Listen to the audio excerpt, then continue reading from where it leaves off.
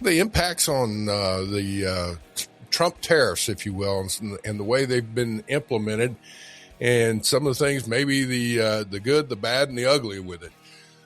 Lalo, I will say that with this, we're heading into the end of the year at this time. There's a lot of big cases at the Supreme Court. A few other things happening, trade deals that have been done. The question is from your perspective, have you seen any opportunity where people are inquiring from your company on trying to get up to speed on things? The thing is that with us, obviously, so as everybody knows in the audience, we are a trade education company, and that's how we produce this podcast, obviously, to provide education and information. But the focus has mostly been on like trade strategies, so what strategy should we implement for these new tariffs, or what strategy, it's mostly been on strategy, and in fact, one of our hosts, which y'all may know, Cindy Allen, has a training that she created for us called the Trade Strategist, so we're hoping, how to be a trade strategist, and she goes through a lot of different things. And so anyway, but yeah, that has been more the focus that we've seen. That's going to change a lot when we shift a little, I guess, whenever the Supreme Court decides on this court case that's pending. We thought, I thought it would be coming in at least the first week of December, but it looks like it might be dragging on a little bit. But yeah, I mean, so it's been that. It's more like what shift. Oh, by the way, I have this. We did this sticker. I don't know if you can see it there. It says "Oh Shift." So that, and it has all the law. You can't see it very well. I'll put it up on the screen, but for those that are on YouTube, so it has all the stuff that the new administration has done. It says the minimis down here. It says Section 232. It says 301. It says IEPA. It has a whole bunch of trade terminology, and so it's just the trade shift. Well, with that, I think we need to bring on our guest because he has been very involved in the details. Speaking of de minimis, and as a lot of folks know, I was involved with the express industry when I was at FedEx and rewriting some of the proposals to raise the de minimis from the 200 up to the 800, and very involved in the analysis of the entries that were involved and the unplugging of entries, if you will, from the system. And I'm kind of concerned that the way it was just completely wiped out, I want to get into that because I think that's a negative. I know what it was. The intent was to deal with some folks abusing the de minimis privilege, but we can get into that. So we have today the CEO of Detroit Axle, Mike, and I'll have to ask you. I don't have your last name in front of me, so how do you pronounce your last name? Musheinesh. Musheinesh. Okay. I would have probably bastardized that, so forgive me. Everyone does. Don't worry, you're good. I should use Smith. There you go. Well, that's what I tell people too. Solorzano, and people are like, "Okay, how do you just pronounce that?" So we're in the same boat, Mike. So, well, saying that, Mike, thank you for coming on our show. It's like Detroit Axle. You are a auto parts supplier, I assume, and I assume I know that you are, but you are like an aftermarket type of company, right? Right. We are predominantly e-commerce based aftermarket auto parts. Some people might mistake us for some, multi-billion-dollar operations such as American Axle, Detroit Diesel Axle, and whatnot. It's my father and I that started this company about 30 years ago. He started it. I got fired from high school, so I joined him early. And now we built it. We're doing probably just under $500 million worth of sales. So we've been blessed. We've been putting everything we got, and we put it all on the line year after year, trying to grow this company. Well, and so here's the thing, folks. This is something that I love. What we're going to be talking through here is Detroit Axle is a great example of family-owned business here, I guess, and that you've built it up. You are in the hundreds of millions of dollars in revenue, and I'm sure you employ a great number of people.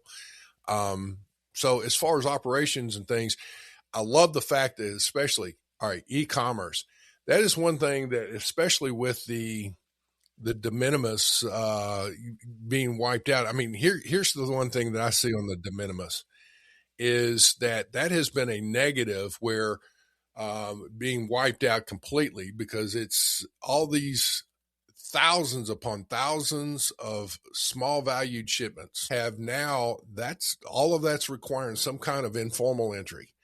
And it is just clogging the system, I would say, versus the way it was. However, you've got, when we were leading up to this, you had unsolicited samples, you had textile samples, you had all kinds of things that went through that was requiring entry before. It was creating a compliance nightmare, plus hanging up, as far as the getting things through the system.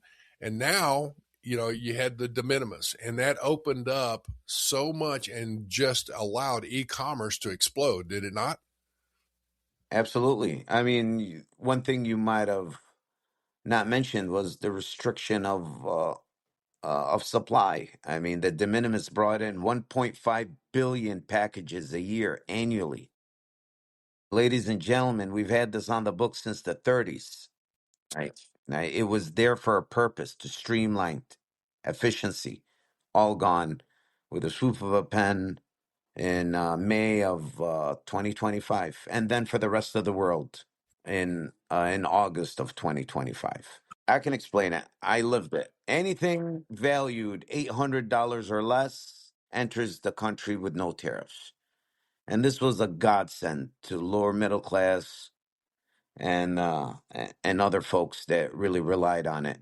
And just like that, it was cut. Remember, it's been on since the 1930s, and it grew in popularity in the 2010s and after COVID. You might recall companies like Temu and Shein, they milked it, and Yes. Yeah, they did. they hurt other companies such as ourselves that build up infrastructures on the border in Mexico and El Paso. And yeah, just with this is the act of Congress, right? This was signed into law by Congress. The de minimis is actually, it's been repealed by Congress in July of 2027 in the big beautiful bill. It was in there that the de minimis is terminated as of July of 2027. It was enacted by Congress, so it shall be deleted by Congress. So how is the president able just to come delete it when he wants? He'll tell you, oh, next week we're going to eliminate it. That's it. Forget you and the millions of dollars of infrastructure you put up. It's done. It's dead. So, Mike, I wanted to put a little bit of the human element on this before we even get going even more. Only just to that, you mentioned you grew your company, and kudos to you and your father that built this to a $500 million company. But I don't want people in the audience to think, oh, boo-hoo, poor guys, $500 million company wanting de minimis. It's not about that. It's about your people. You were getting ready to open a 350,000 square foot facility in Detroit. You were talking to me before we recorded how you have built distribution centers, not just in the U.S., but regionally in Mexico and in the U.S. Here in the border, it's affecting us here in El Paso because the reduction of e-commerce from your side as well. Can you give us a little idea of the manpower that you have, the families that it's affecting? In other words, how is it personally it's not personally for you, but it's also for your team and your group. I just kind of want to make sure that people understand this is not a Shein or Temu, like you said, that is based offshore. Right. I appreciate the question, and thank you for clarifying it, because when someone sees 500, almost 500 million in sales, they think, oh, this guy is wealthy. This guy is rich. Why are we crying over him? I mean, all that money that comes in, all that money goes out, right? You'll be lucky to hold on to 1% of that after the government and this and that. So I mean, for myself and my old man, we made it to this country poor. So we're not doing it for the money. We're trying to grow this company to its full extent. And that's our number one thing. And we have, great people that have been working with us for many, many years. We have hundreds and hundreds of employees. I mean, here in Detroit, many of our employees are returning citizens from incarceration. We bring them in. We also rebuild auto parts. We source them from all over the country. We disassemble them. We grind them. We blast them. We put them in ovens. We take them. We reassemble them. So, I mean, there's no booklet on how to do that. We have the knowledge. We train these men, and we give them jobs, and we rely on the internal components to rebuild these products coming from overseas because they don't exist here.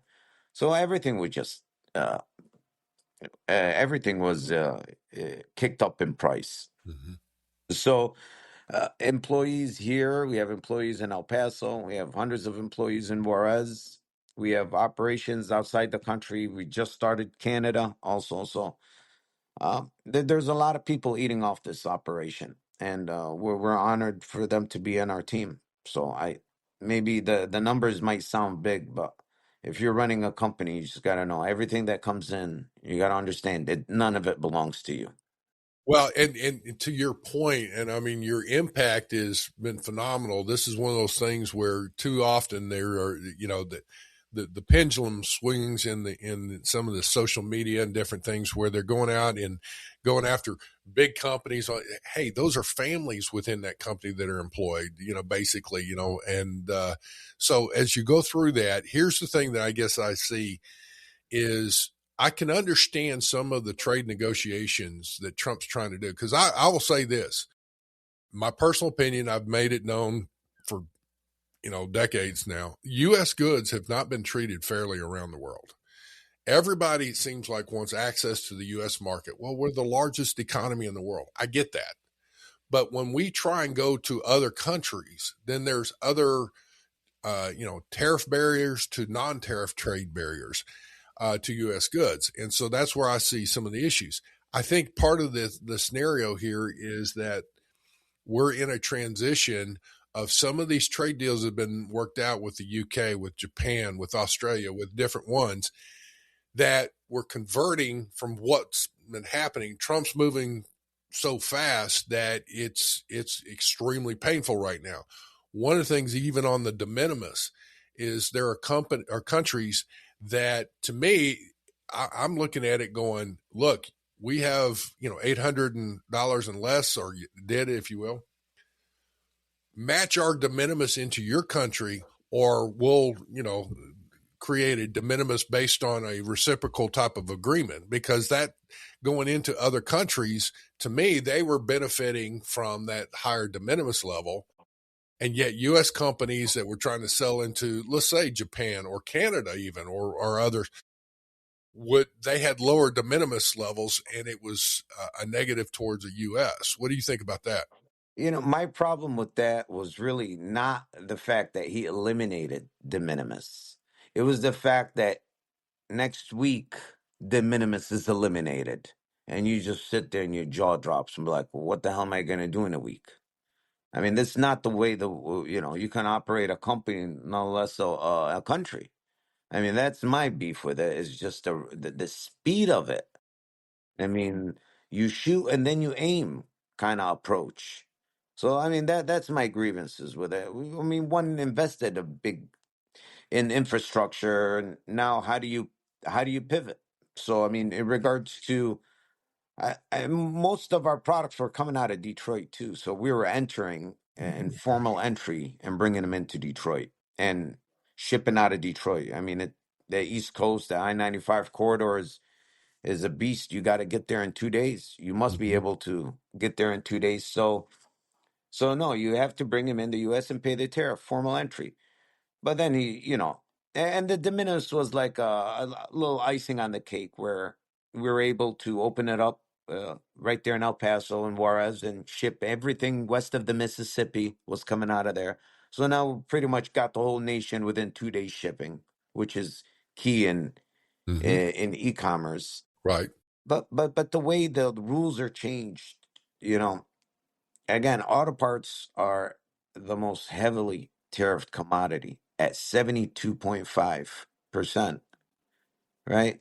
You had the 25% Section 301, 25% auto part tariff under Section 232, 2.5% most favorite nation status, blah, blah, blah, and 20% fentanyl.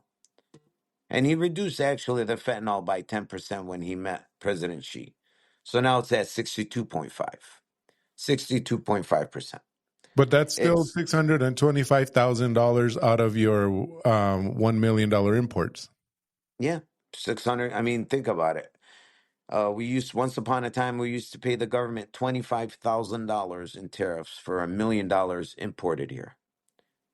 And now it's $625,000.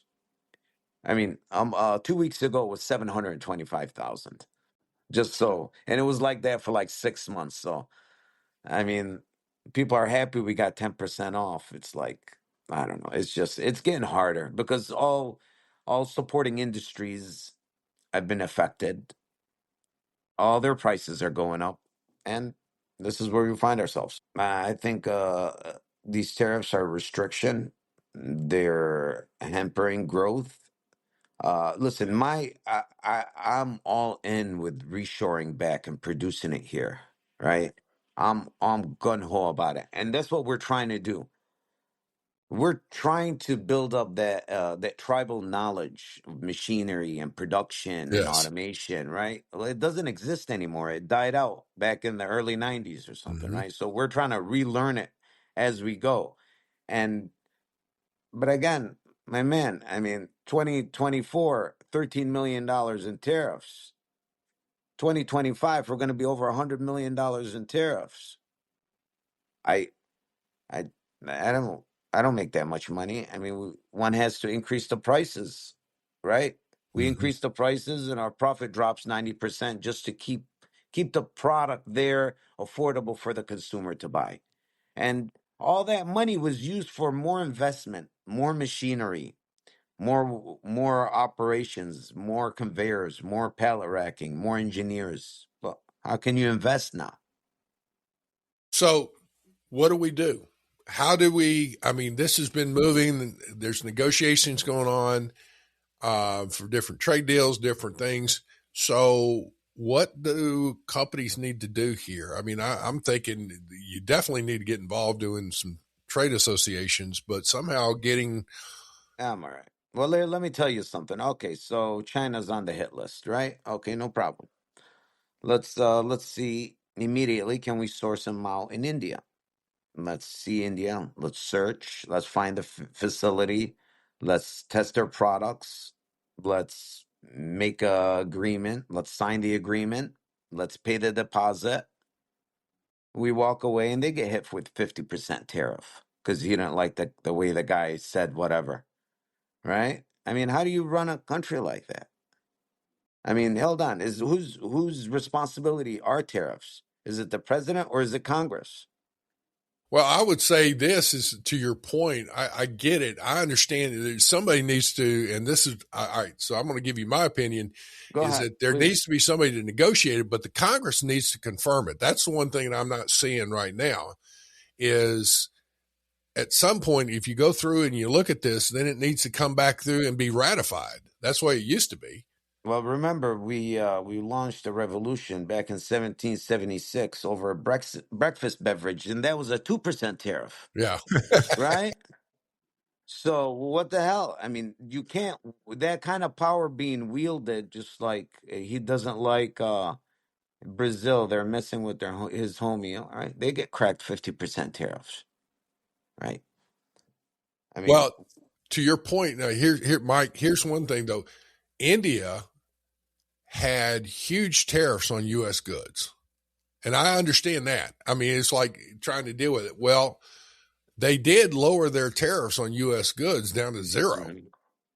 Now, the question I've got is, okay, so now where are we at with that? Is that, I mean, moving so fast to put them, they're at the table, they lower the tariffs. The question is, do we have a market now in India for U.S. goods?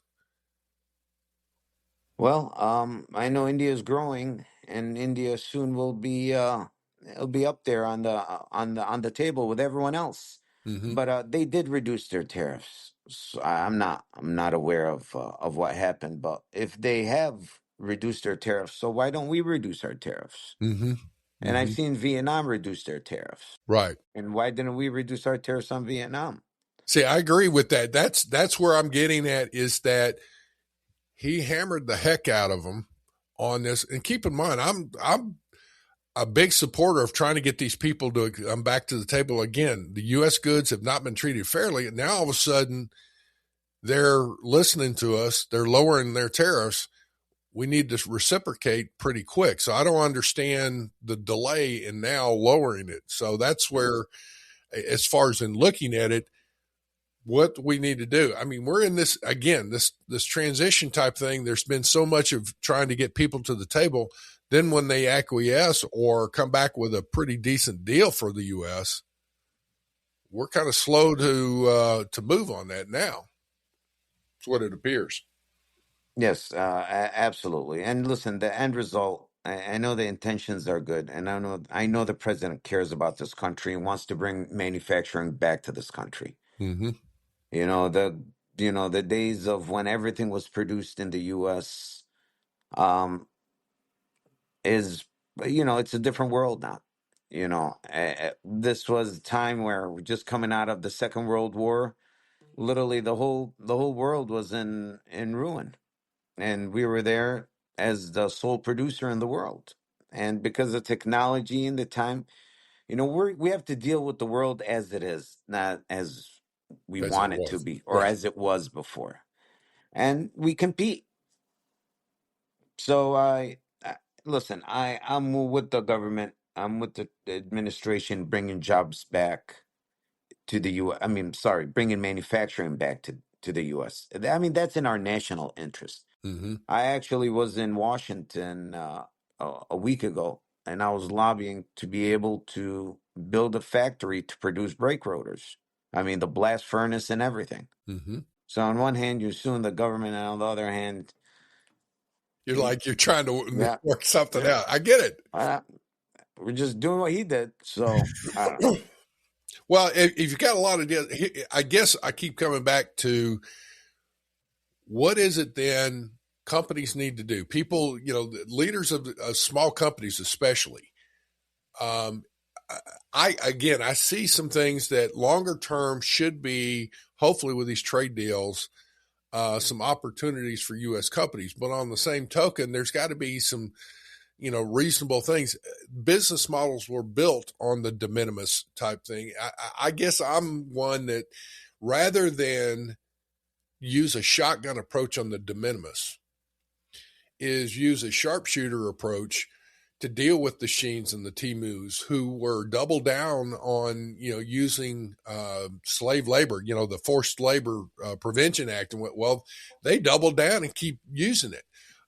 That's number one. Number two, I know that in the express environment, with all these thousands and thousands of shipments that were coming in, we had to have electronic manifest. You had to have sort facilities. It all went through. Every single piece was scanned and accounted for.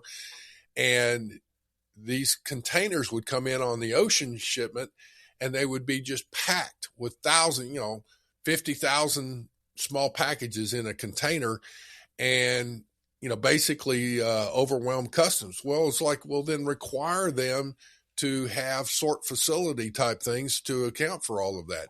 And that wasn't done. To me, knocked the heck out of it. Customs resources were not used efficiently, in my opinion, or funded.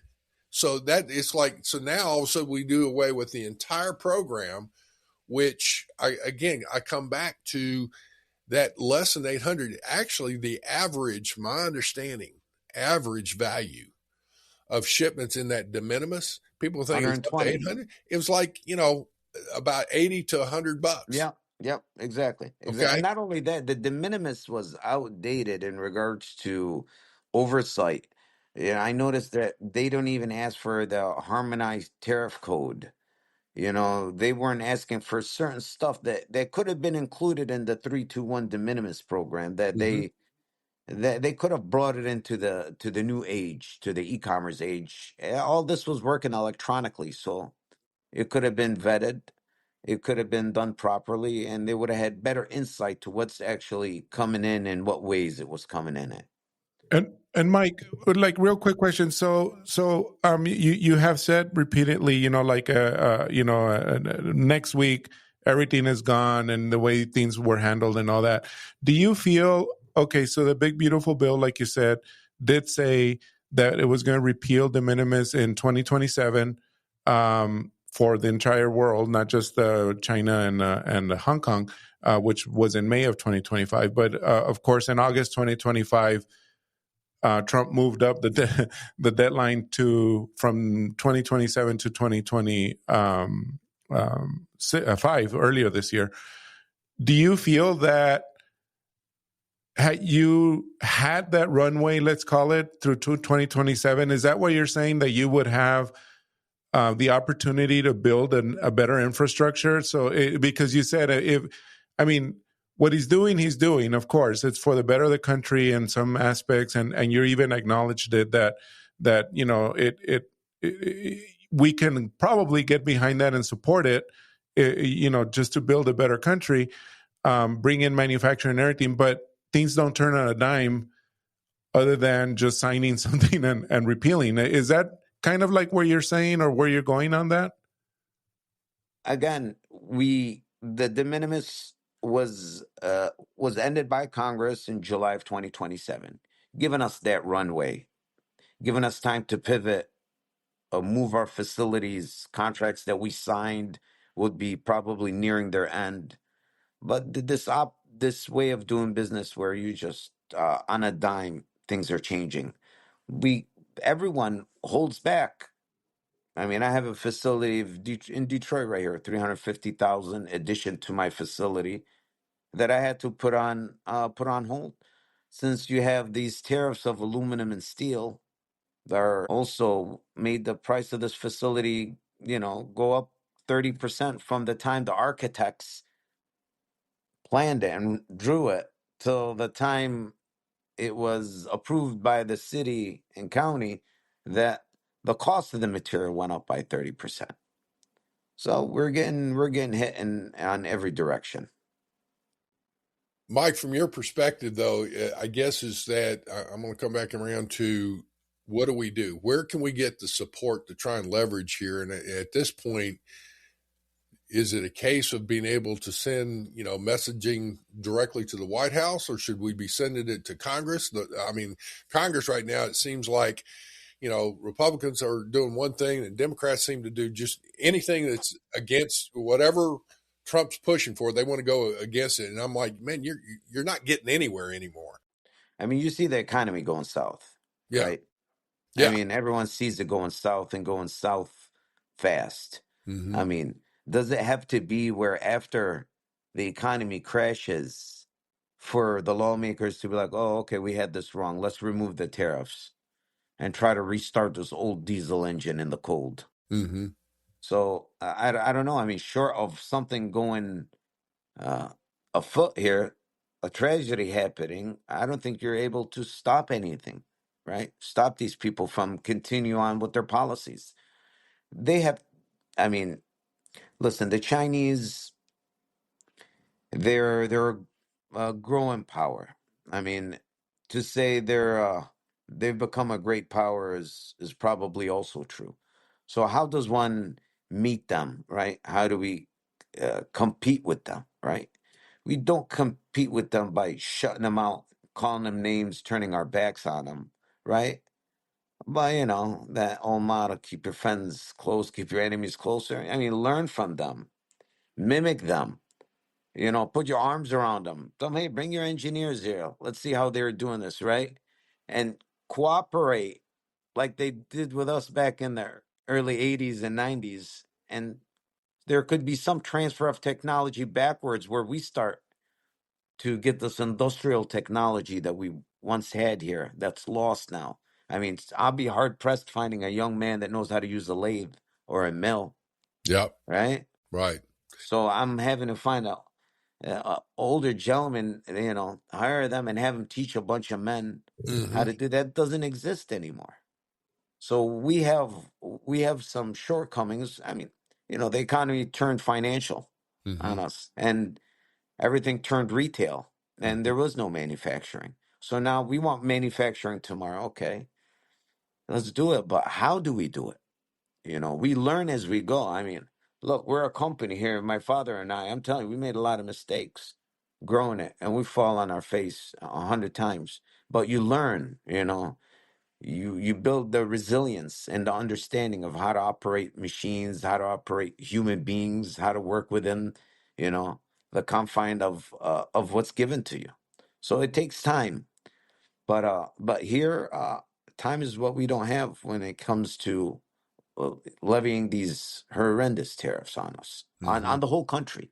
I mean, here literally you took 250 billion dollars out of consumers' hands, right? Right. Yeah, it's you know, the thought is like where he keeps saying that he's, you know, these countries are paying it. It's the importers that are paying it, and that's coming out of the U.S. Coffers. Offers. I mean, yeah, the container comes in, the containers, they don't come in one at a time.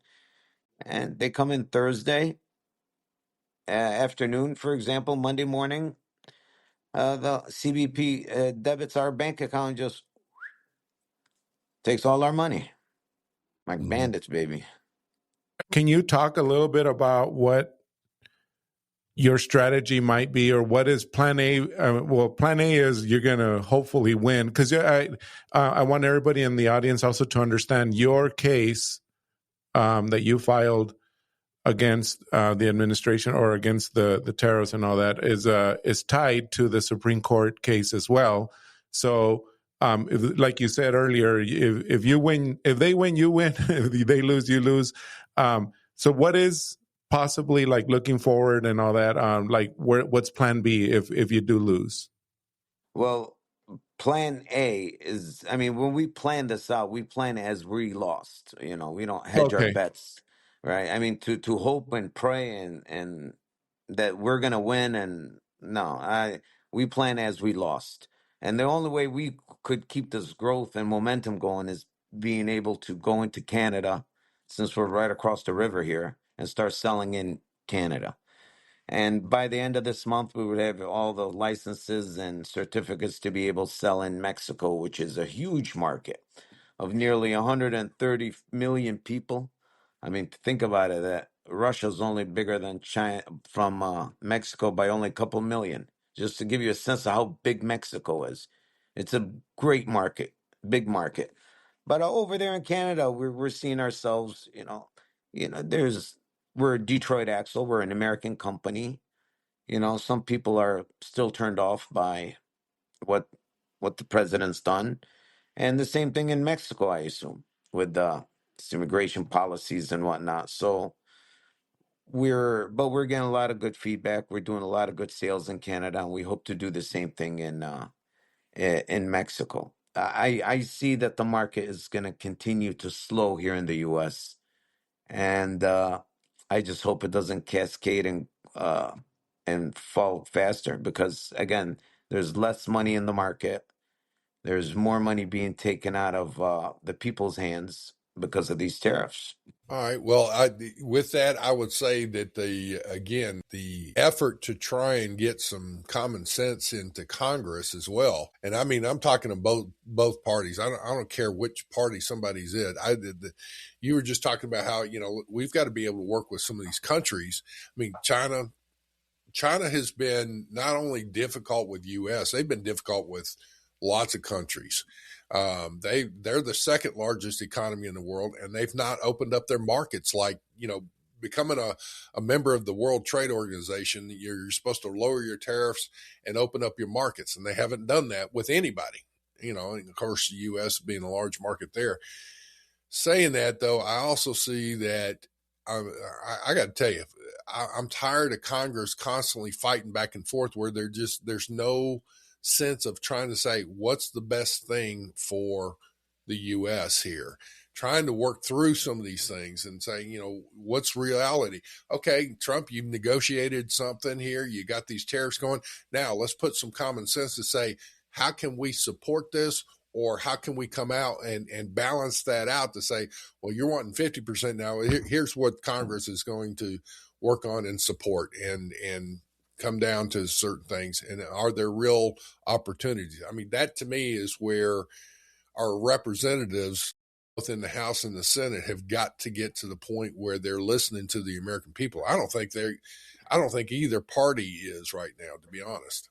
I think the Democrats got this line where they say, "Don't interrupt your enemy when he's making a mistake," right? And so it's unfortunate, but who's going to get hurt from that is the American people, Right? And that's not a way you run a country. I mean, they should unite for the betterment of the people of this country, and that's not what I see them doing. I'm sure there's great people, great politicians with good intentions, but it's just the way the system's working over there. It doesn't seem that way. I mean, trade is essential, right? I mean, humanity lives. I mean, since we were hunters and gatherers, we traded, Yes. right? We're going back to the Neolithic age, Yeah. right?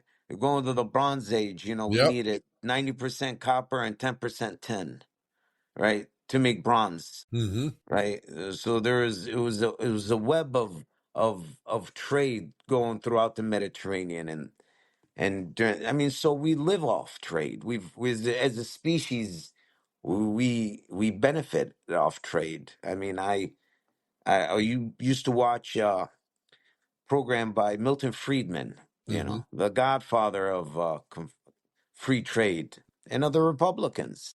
And he had a show called "Free to Choose" back in the 80s. And in one of these episodes, he held a pencil. And he said that there is not one human being on this earth that can build this pencil. The wood are from forests in Canada. The graphite is mines in Bolivia.